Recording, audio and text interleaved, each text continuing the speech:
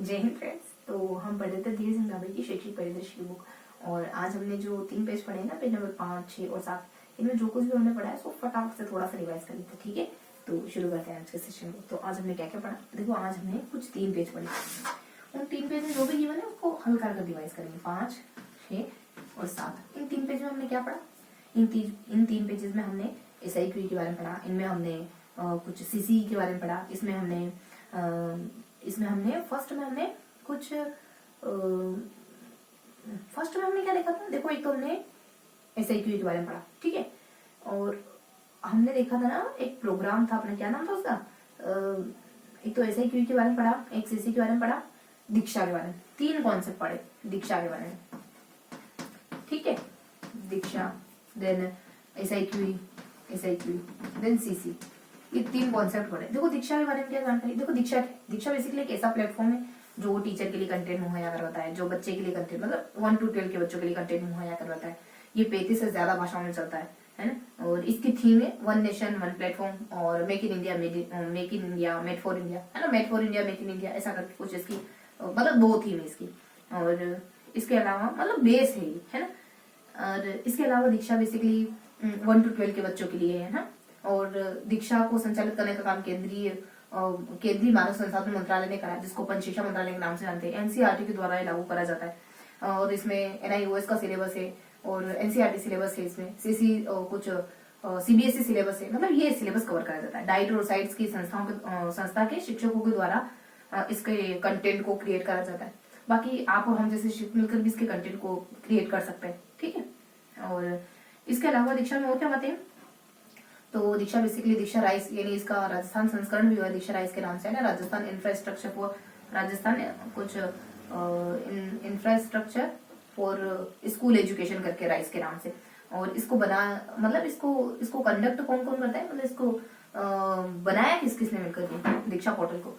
तो दीक्षा पोर्टल तो अच्छा हमें वहाँ SIQ पे चलेगी। दीक्षा पोर्टल बेसिकली अपने केंद्रीय संसाधन मंत्रालय के द्वारा निर्मित है, और NCERT मतलब दोनों ने मिलकर इसको निर्मित किया है। तो ये बेसिक जानकारी। वही SIQ के बारे में, तो वो SIQ बेसिकली ना, SIQ में state initiative for quality education 2015 में प्रोग्राम आया था, 1 से 5 तक के बच्चों के लिए था। और ये बेसिकली ना 2010 में इसका पायलट प्रोजेक्ट लागू होता है। इसमें होता क्या है बेसिकली, तो इसमें ना कुछ इसके तहत 3 एक्टिविटीज लाई गई थी, CCA, CCP और ABL करके, है ना। इससे बच्चे मतलब यूं है कि बच्चे पढ़ाई से बढ़िया से जुड़ जाए, एकदम एक्टिवली जुड़े, ये बातें। और देन CC क्या है जानते हैं, सतत एवं कॉम्प्रेशन एवोल्यूशन। तो बेसिकली CC है ना, लगातार मूल्यांकन है, व्यापक मूल्यांकन, जिसमें कला, संगीत, क्राफ्ट, हर तरीके की चीजों को इवोल्यूशन में शामिल करो, ये कहा जाता है। इसके अलावा CC में ना योगात्मक मूल्यांकन के बारे में बताया जाता है, जैसे 42 है, जैसे 15 है, जैसे 50 है। क्या बताया मैंने, ये आंकड़े बताया कि 45%, 50%, फिर 15%, जनवरी में सितंबर में लो, फिर जनवरी में लो, फिर बोर्ड परीक्षा से पहले लो, 45, 50, 15। इतना ध्यान रखो, बहुत कम इन्फॉर्मेशन है, बहुत ज्यादा इनको तवज्जो देने की जरूरत है, बहुत छोटे छोटे से टॉपिक है, फटाफट से कवर कर लेंगे। देखो दीक्षा के बारे में क्या क्या हमने ये कहा था, ये शिक्षक दिवस के दिन, टीचर्स डे के दिन 5 सितंबर 2017 को आता है। अब इसके बारे में थोड़ा सा ऐसे ध्यान रखोगे, कुछ बातें इंग्लिश टर्म से जुड़ी हुई है और कुछ बातें अदर करके। तो देखो इंग्लिश टर्म में कुछ NCERT द्वारा ही निर्मित है, NCERT, है ना। इस पे सिलेबस NCERT का मिल जाता है, NIOS का मिल जाता है, CBSE का मिल जाता है ना। और डाइट की शिक्षक इसके कंटेंट को बनाने का काम करते हैं। और कुछ और ध्यान रखोगे कि 1 नेशन 1 प्लेटफॉर्म, है, ये इसकी थीम है। मेक इन इंडिया, ऐसे कुछ मेक इन इंडिया है, ये भी मतलब इसका आधार है। इसके अलावा ध्यान रखोगे डिजिटल, देखो इसकी फुल फॉर्म क्या है, डिजिटल फॉर नॉलेज शेयरिंग करके, इंफ्रास्ट्रक्चर फॉर नॉलेज शेयरिंग, ये इसकी फुल फॉर्म में ध्यान रखेंगे। और कुछ बस अब अदर बातें, जैसे कि 35+ भाषाओं में ये मौजूद है। और इसका निर्माण किसके द्वारा किया गया, तो इसका निर्माण नहीं, चलो 35+ भाषाओं में ये मौजूद है। और बस इतना ही दीक्षा लिए। और ये ना बच्चे की टीचर के व्यवसायिक उन्नयन के लिए काम करता है, और एक छात्र के शैक्षिक स्तर को ऊंचा उठाने के लिए काम करता है, मतलब कंटेंट वगैरह इस पे प्रोवाइड करवाया जाता है 1 to 12 के बच्चों के लिए। टीचर को कंटेंट मुहैया करवाया जाता है इस पे। अगर आपको बच्चों को पढ़ाना है और कुछ कंटेंट खाबा लग रहा है आपको, तो यहाँ जाके आप कंटेंट देख सकते हो।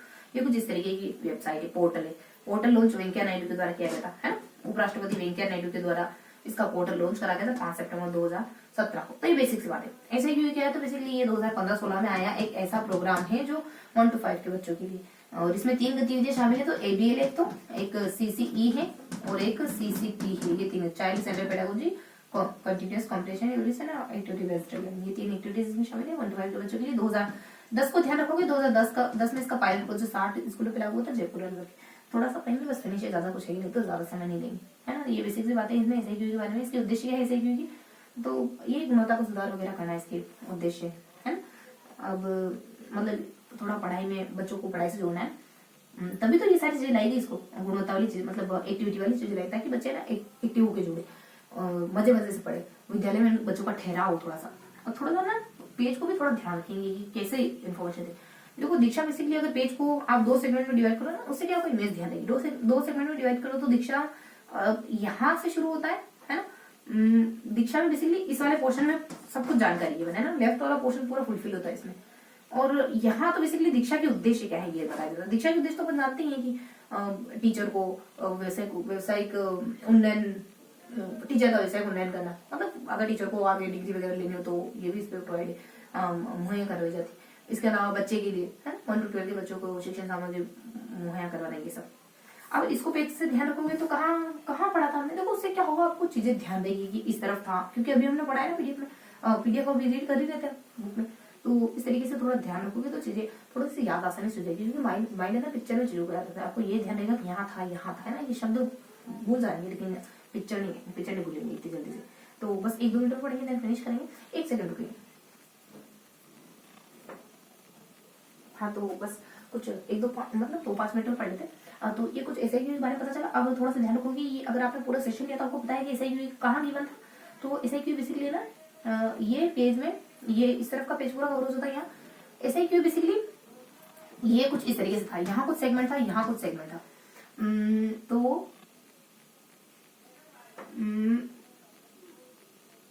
SIQ के बारे में बता रखा था। यहाँ दीक्षा के उद्देश्य थे और SIQ के उद्देश्य है यहाँ पर।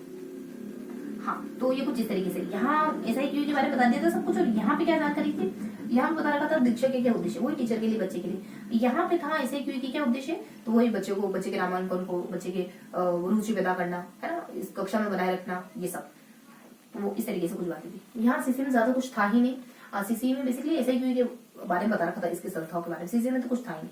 CC में बता रखा था कि कुछ योगात्मक मूल्यांकन, एक बिंदु था योगात्मक मूल्यांकन जो 45 करके, 50 करके और 15 करके था। ये सितंबर में होना चाहिए, ये जनवरी में होना चाहिए, ये वाला जो है ना बोर्ड परीक्षा से पहले, ये फरवरी के आसपास, लेकिन अपन लिखेंगे बोर्ड परीक्षा से पहले होना चाहिए, है ना। ये योगात्मक मूल्यांकन की 3 प्रकार, 45% सिलेबस, 50% सिलेबस, 15% सिलेबस। सिलेबस इतना आएगा, योगात्मक मूल्यांकन 3 होते हैं, ठीक है। अब इसको थोड़ा सा पेज को याद करें तो, इस पेज को याद करने की कोशिश करें तो कहाँ था बेसिकली ना, तो इस पेज में यहाँ कुछ, यहाँ वाला सेगमेंट पूरा L आकार ध्यान रखो, थोड़ा सा L आकार ध्यान रखो, L आकार। यहाँ ये जो जानकारी ना यहाँ थी, उसे क्या होगा याद रहेगा, है। यहाँ बेसिकली SIQ के बारे में, SIQ की संस्थाओं के बारे में बताया जा रहा है। एक बीकानेर ध्यान रखोगे, एक जयपुर ध्यान रखोगे, एक उदयपुर ध्यान रखोगे, दैट्स ऑल। और ये किससे मिलकर बनी, थोड़ा सा ध्यान रखो। बीकानेर इसका शैक्षिक सशक्त दोनों कार्य कर देती, जयपुर इसकी रूपरेखा बनाने का काम करता है, और उदयपुर इसके अकादमिक कार्य करता है। ये किस किससे मिलकर बना है, तो बहुत प्रसिद्ध संस्था है, आराम से ध्यान लगी। एक तो माध्यमिक शिक्षा बोर्ड है, एक यूनिसेफ, एक SIQ, कुछ SIERT उदयपुर करके, एक बोले बोध शिक्षा का ज्ञान रखो। तो ये था हमारा आज का सेशन, जिसमें हमने अभी जो कुछ बुक में पढ़ा है उसको रिवाइज करने की कोशिश करी, ठीक है। तो बस हंसते मुस्कुराते रहिए, लगाकर पढ़ाई करते रहिए। फिर मिलेंगे ऐसे किसी अगले सेशन में, तब तक के लिए जय हिंद।